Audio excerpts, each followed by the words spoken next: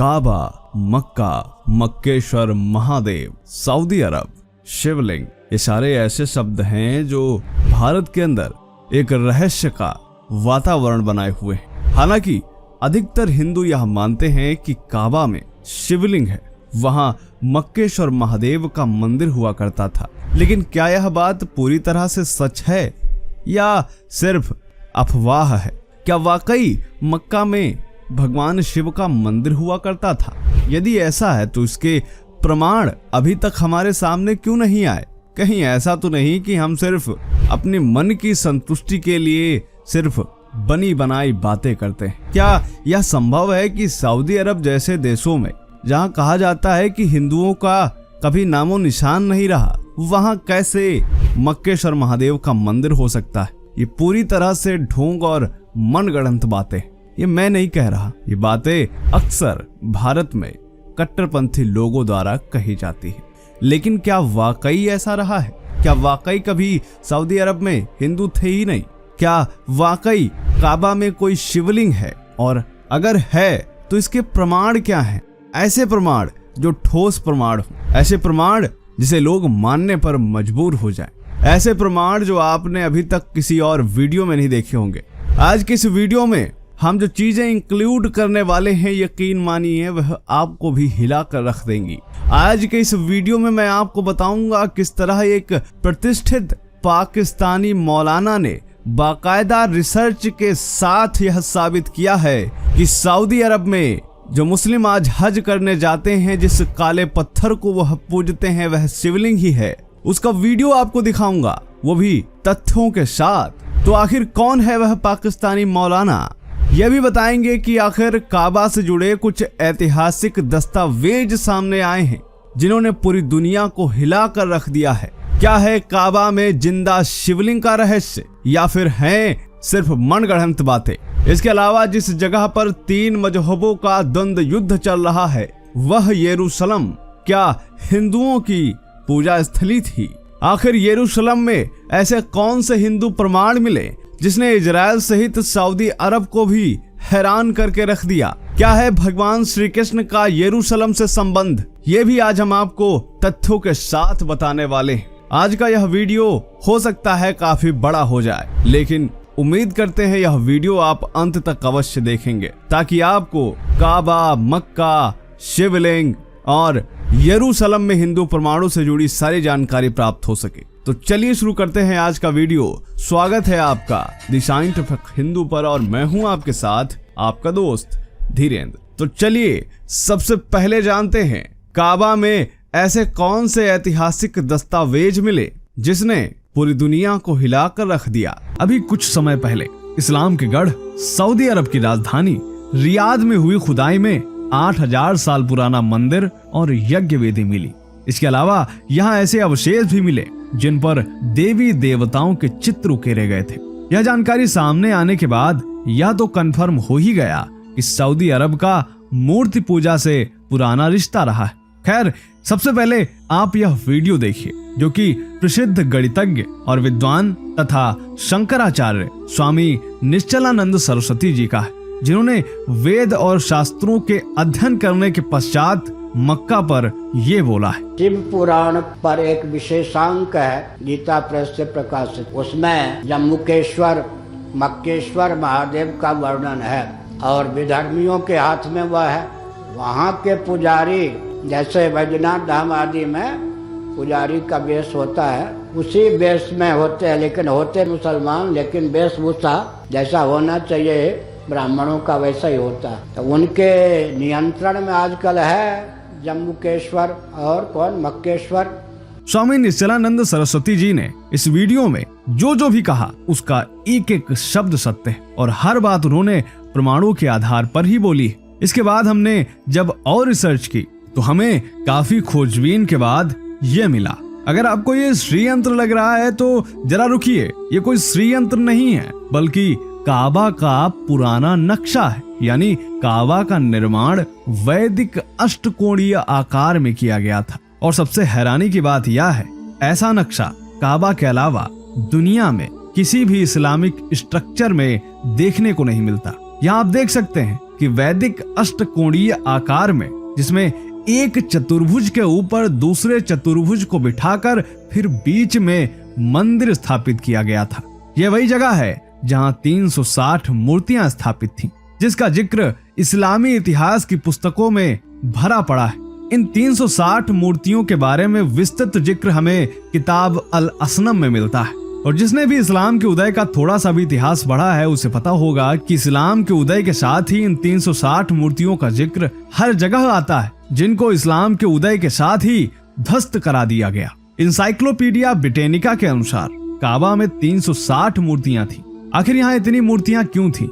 इसके विषय में द लल्लन टॉप के लिए ताबिश सिद्दीकी ने इस्लाम का इतिहास नाम की सीरीज में लिखा है कि काबा के आसपास 360 मूर्तियों का होना इस बात की ओर इशारा करता है कि अन्य सभ्यताओं की तरह अरब के लोग भी ग्रहों की पूजा करते थे। इसके अलावा कैरन आर्मस्ट्रॉन्ग अपनी किताब इस्लाम अ शॉर्ट स्टोरी में यह कहते हैं कि 360 मूर्तियों का होना साल के 360 दिनों की ओर इशारा करता है और वहाँ ग्रहों से संबंधित देवी देवताओं की मूर्तियां थीं। और उस समय लोग यहाँ हज करने के लिए आते थे और वह लोग काबा के 7 चक्कर लगाते थे तथा इन सभी देवी देवताओं की पूजा करते थे। लेकिन जैसे ही इस्लाम का उदय होता है ये 360 मूर्तियां नष्ट कर दी जाती। लेकिन इन सारी मूर्तियों के केंद्र में जो पत्थर था वह नहीं हटाया गया। यह कोई सामान्य काला पत्थर नहीं था, बल्कि एक विशाल शिवलिंग था और यह खंडित अवस्था में आज भी यहाँ पर मौजूद है और मुस्लिम इसी पत्थर की पूजा करते हैं। मक्का के काबा में जिस काले पत्थर को चूमा जाता है उसका भविष्य पुराण में भी उल्लेख मक्केश्वर महादेव के रूप में किया गया है। स्क्रीन पर आप भविष्य पुराण का यह श्लोक देख सकते हैं। पहली शताब्दी के प्रसिद्ध रोमन इतिहासकार दौदरस सलस के मुताबिक भगवान शिव और काबा का प्राचीन जुड़ाव है। वो कहते हैं कि आज मक्का जिस जगह पर स्थित है यहाँ के प्रमाण ये बताते हैं कि यहाँ पहले मक्केश्वर महादेव का मंदिर था और इसी जगह काले पत्थर के रूप में विशाल शिवलिंग था जो खंडित अवस्था में मौजूद है। रोमन इतिहासकार की यह बात अपने आप में एक प्रमाण है जो भगवान शिव के शिवलिंग की बात को और अधिक बल देती है। इसके अलावा एक दिलचस्प घटना का वर्णन भी हमें इतिहास में देखने को मिलता है। कालांतर में कुछ लोगों ने काबा में अपने पूर्वजों की मूर्तियां भी स्थापित कर दी और उनको पूजने लगे। शायद इसीलिए इस्लाम का उदय हुआ। पैगंबर मोहम्मद के एकेश्वरवाद के संदेश को जिन लोगों ने कबूल करने से इनकार कर दिया, कुरान में उन्हें ही काफिर कहा गया। यह शब्द उस विशेष समूह के लिए प्रयोग किया गया था जो मक्का और उसके आसपास इलाकों में आबाद था। इस समूह को कुफार कुरैश भी कहा गया। अतः स्पष्ट है कि काफिर शब्द हिंदुओं के लिए नहीं कहा गया था।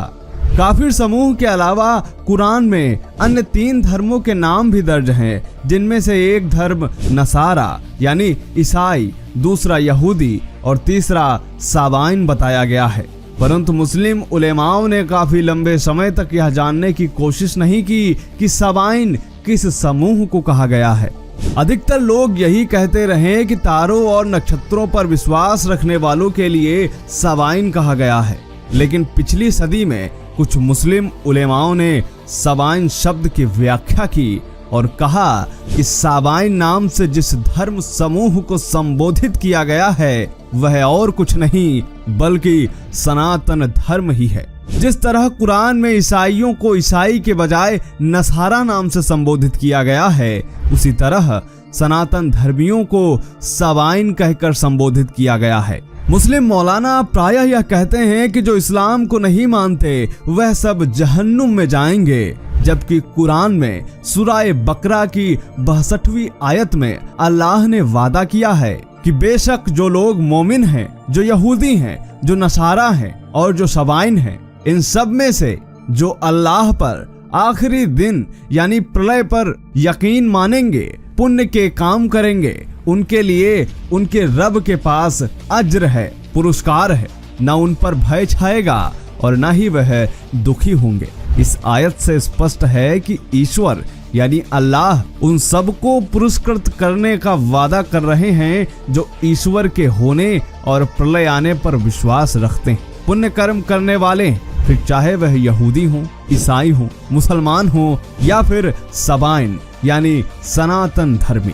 इब्ने कशीर द्वारा की गई कुरान की व्याख्या की पुस्तक में अब्दुल रहमान बिन जैद का कहना है कि सबाइन स्वयं को हजरत नूह की उम्मत कहते थे और हजरत नूह को ही भारत में ऋषि मनु के नाम से जाना जाता है। विकिपीडिया में सबाइन का जो परिचय दिया गया है उसमें लिखा गया है कि सबाइन साबी का बहुवचन है। ये लोग वे हैं जो प्रारंभ में यकीनन किसी सच्चे धर्म पर चलने वाले रहे होंगे, क्योंकि कुरान में यहूदी और ईसाइयों के साथ इनका भी नाम लिया गया है। विकिपीडिया में यह भी लिखा गया है कि सबाइन एक धार्मिक वर्ग था जो एकेश्वरवाद और ईश्वर के उतारे हुए संदेशवाहकों यानी अवतारों पर विश्वास रखता था। मुस्लिम धर्मगुरु मौलाना शम्स नवेद उस्मानी ने अपनी किताब अगर अब भी ना जागे तो में सबाइन को सनातन धर्मी बताते हुए कई दलीलें दी हैं।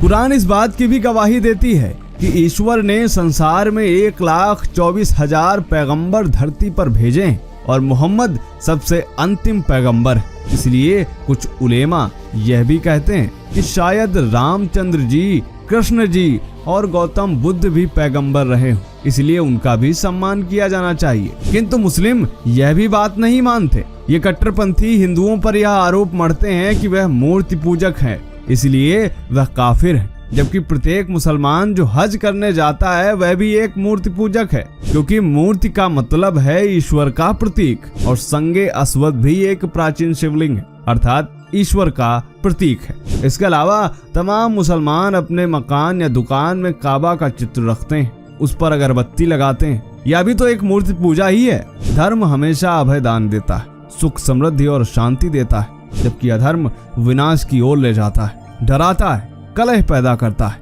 ऐसे में कट्टरवादी यह विचार करें कि क्या वह वाकई धर्म के रास्ते पर है। अब जानते हैं कि आखिर इस पाकिस्तानी मौलाना ने अपनी रिसर्च में सऊदी अरब और हिंदू शिवलिंग के बारे में क्या कहा। जब मक्का फतह हुआ तो वहाँ पर 360 भूत थे। हमारी किताबों में लिखा है खाने काबा में अगर 360 भूत थे तो भूत कहाँ होते, तो फिर मंदिर हुआ करता था ना। अगर वो काबा हमेशा से काबा ही था तो 360 भूत कहाँ से आए। अब रह गई बात कि शिवलिंग कहाँ से आया। मेरे भाई, शिवलिंग जो है शंकर भगवान अपने साथ स्वर्ग से लाए थे। अब मैं इस्लामी जबान बोलूं, आदम अलैहिस्सलाम हजर अस्वद अपने साथ जन्नत से लाए। बात तो एक ही है। देखो जी, असल शिवलिंग तो काबे में लगा, उसकी नकल के ऊपर भी बहुत सारे मंदिरों में शिवलिंग लोगों ने लगाए हुए। अब जानते हैं कि आखिर यरूशलेम में 3000 वर्ष पुराना कौन सा श्री कृष्ण मंदिर मिला है। दोस्तों, दुनिया का सबसे पुराना और महान धर्म है अपना सनातन हिंदू धर्म, जो हमारे भारतवर्ष से लेकर ईरान, ग्रीक और तुर्की तक फैला था।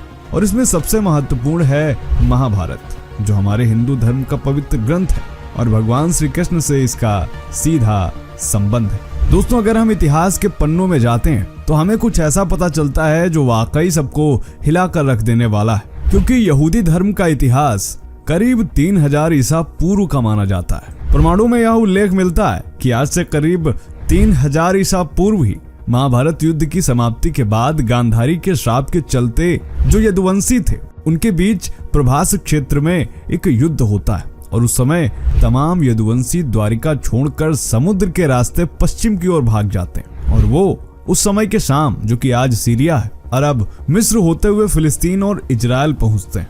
यह घटना 3020 ईसा पूर्व की मानी जाती है और कहा जाता है कि तभी से वहां यदुवंशी रह रहे थे और उन्हीं यदुवंशियों ने एक नए समुदाय की स्थापना की जिनको यहूदी कहा गया। विद्वानों के अनुसार यदुवंशियों ने एक नए धर्म की स्थापना की जिसमें आगे चलकर ही अब्राहम हुए। इसके अलावा शोधकर्ताओं के द्वारा यह कहा गया कि यहूदी प्रॉफिट मूसा और भगवान श्री कृष्ण के बीच काफी ज्यादा समानता है और यादवों के कारण ही शब्द अपभ्रंश हुआ और यादव ही आगे चलकर यहूदी हो गया। और इसके अलावा भगवान श्री कृष्ण और मूसा तथा उनके भाई बलराम और हारून में भी बहुत हद तक समानता है। कैसे समानता है, चलिए जानते हैं। जिस तरह भगवान श्री कृष्ण के जन्म के पहले अत्याचारी कंस के लिए आकाशवाणी हुई थी कि देवकी की 8वीं संतान तेरा वध करेगी, उसी तरह मूसा के जन्म के पहले मिस्र के राजा फराओ के लिए भी भविष्यवाणी हुई थी कि तेरा अंत राज्य में जन्मे एक व्यक्ति के हाथों होगा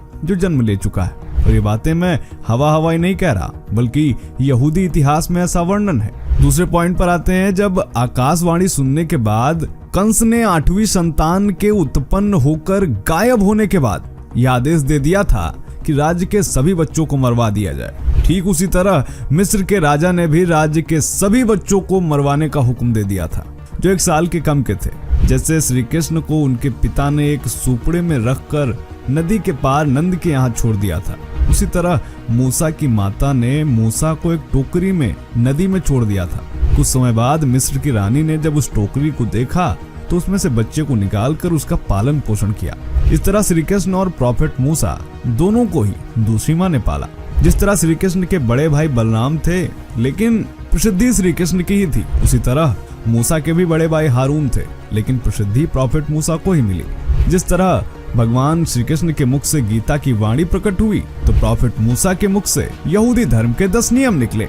जिस तरह भगवान श्री कृष्ण अपने लोगों के साथ मथुरा छोड़कर अपने पूर्वजों की भूमि द्वारिका चले गए, उसी तरह मूसा को पता चला कि मेरे पूर्वजों की भूमि तो यरूशलेम है, तो वो भी अपने हिब्रू कबीले के साथ मिस्र से निकल गए। आखिरी समय में जैसे भगवान श्री कृष्ण की अवहेलना शुरू कर दी थी यदुवंशियों ने, कोई भी यदुवंशी उनकी बात नहीं मानता था, उसी तरह मूसा के साथ भी यही होता है। यहूदी लोगों ने ही मूसा के आदेश को मानने से इनकार कर दिया था, जिस कारण उनके कबीले में बिखराव हुआ और युद्ध हुआ। कहते हैं कि मूसा जिस यहूदी जाति से हैं, उस जाति का नाम यदु शब्द से ही निकला है। और सबसे हैरान कर देने वाली बात यह कि द्वारिका के जलमग्न होने और मूसा का कालखंड भी लगभग सेम है। खैर, ये तो रहा यहूदियों और यादवों के बीच का संबंध। अब आते हैं उस बात पर जो इस वीडियो का मुख्य मुद्दा है, वो ये कि यरूशलेम में ही कृष्ण मंदिर है। ये है हमारे भाई अनिल आर्य। इन्होंने अपने वीडियो में साफ प्रमाणित कर दिया कि यहूदी हिंदू यादवों के ही वंशज हैं और इतिहास में कभी भी जीसस नाम का बंदा पैदा ही नहीं हुआ। चलिए सुनते हैं इनको। दोस्तों, पिछले 2 सप्ताह पहले मैंने एक वीडियो सीरीज का आगाज किया था और उसमें मैंने ये कहा था कि मैं ऐतिहासिक रूप से सिद्ध कर दूंगा जीसस क्राइस्ट नाम के व्यक्ति इतिहास में कभी पैदा नहीं। और उस सीरीज के मैं 2 वीडियो पहले अपलोड कर चुका हूं और उन दोनों वीडियो को मेरे हिंदू भाइयों ने खूब सराहा, लाइक किया और शेयर किया। परंतु बीते कुछ वर्षों में हिंदू धर्म छोड़कर ईसाई धर्म को अपनाने वाले मेरे ही अपने लोग मुझे कमेंट में गाली गलौज करके ये कहते हैं, तू जाहिल है, तू गवार है, तू भगवान को न मानने वाला नास्तिक है। तो मेरे उन ईसाई भाइयों से मैं ये कहना चाहता हूँ, मेरे भाइयों, मेरे अपने लोगों, मेरा आपकी भावनाओं को आहत करने का उद्देश्य एक बार भी नहीं होगा, परंतु आपको ये जनाने का उद्देश्य मेरा हर बार होगा, हर वीडियो में होगा कि आप उन ऋषि मुनियों के संतान हो जिन्होंने ईश्वर के बनाए धर्म को ठीक ठीक जानकर वैदिक सिद्धांतों का अनुसरण करके इस भारत को लंबे वर्षों तक विश्व गुरु बनाए रखा। दोस्तों, जैसा कि आप सभी लोग जानते हैं, मानते हैं, आज से तकरीबन 5000 वर्ष पूर्व इस भारत भूमि पर एक भयानक संहारक विध्वंसकारी युद्ध हुआ जिसको हम महाभारत युद्ध के नाम से जानते हैं। इस युद्ध के पश्चात संपूर्ण विश्व से वैदिक सभ्यता, वैदिक संस्कृति लुप्त हो गई और सारे विश्व में गरीबी और अंधविश्वास फैल गया और यह भारत भूमि एक लंबे समय तक क्षत्रिय विहीन रही, जिससे पौराणिक लोगों ने कलयुग का आगमन कहा। दोस्तों, इस महाभारत युद्ध में भरत वंश के अलावा अन्य न जाने कितने महावंशों का विनाश हो गया और जब उन महावंशों का विनाश हुआ तो उनके वंशजों द्वारा निरंतर वेद विद्या न पढ़ पाने के कारण, संस्कृत का अभ्यास न हो पाने के कारण उनका उच्चारण अमरीश से अमेरिका, कंबोज से कंबोडिया, ऑस्ट्रेलिया से ऑस्ट्रेलिया, बाहुबलेनिया से बेबीलोनिया आदि आदि होने लगा। और इस महाभारत युद्ध के पश्चात भारत का एक वंश, जिसको हम यदु वंश के नाम से जानते हैं, यह आर्यवर्त को छोड़कर यूरोप चला गया और वहां जाकर उन्होंने अपने निवास स्थान बनाए और निवास स्थान के साथ साथ उन्होंने सामूहिक उपासना केंद्र तक बनाए, जिसको पूरी बाइबल में आराधनालय कहा गया है। यदुवंशियों ने जो अपना निवास स्थान बनाया था, आज वह निवास स्थान यरूशलेम के नाम से जाना जाता है। अब यहाँ बहुत सारे लोग प्रश्न कर सकते हैं कि यदुवंशियों द्वारा बसाया गया यरूशलेम कैसे हो गया। अगर आप कभी भी किसी अंग्रेज या यूरोप के किसी व्यक्ति से मिलें तो उसको आप साड़ी बोलने के लिए कहिएगा, आप देखेंगे कि वह यूरोपीय व्यक्ति साड़ी नहीं बोल पाता, वह सारी बोलेगा। ठीक इसी प्रकार यदु का उच्चारण यरु हुआ और आपको जानकर हैरानी होगी, जिसको आज हम जेरूसलम कहते हैं, आज से कुछ वर्षों पहले तक इसका उच्चारण यरूशलेम किया जाता था और यदु वंश के यदु से बना यरु और यरु से बना जेरूसलम। परंतु दोस्तों, कम दुर्भाग्यशाली तो यदु वंश के वंशज भी नहीं थे, क्योंकि आर्यवर्त को छोड़कर यूरोप में बसे यदुवंशियों के वंशजों द्वारा निरंतर वेद विद्या न पढ़ पाने के कारण, सत्य सिद्धांतों को न जानने के कारण उन्होंने अपने ही कुल के महानतम व्यक्ति, जिसका महाभारत युद्ध के पश्चात सारी दुनिया में डंका बजने लगा था, उन्होंने उसको अपना इष्ट देव मान लिया, अर्थात ईश्वर मान लिया।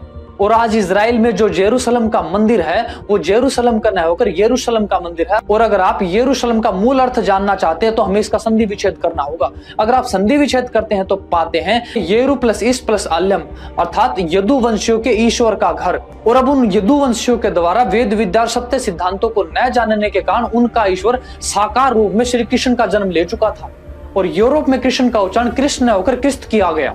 और दोस्तों आर्यवर्त से गए यदुवंशियों ने जो व्यवस्था जेरूशलम में बनाई थी, ठीक वैसी ही व्यवस्था उन्होंने वहां से 60 मील दूर कोरियंथ में बनाई और वहां से कुछ और दूर बेथलहम में भी बनाई। और दोस्तों जिस यदुवंश का उच्चारण मैं बार बार कर रहा हूं, यही यदुवंश कालांतर में यहूदी कहलाए और संपूर्ण यूरोप में जेरूशलम का मंदिर श्री कृष्ण का प्रमुख मंदिर बन गया। और जेरूशलम के मंदिर की संपत्ति को हड़पने के लिए पहला प्रयास करने वाला एक स्टीफन नाम का यूनानी व्यक्ति था।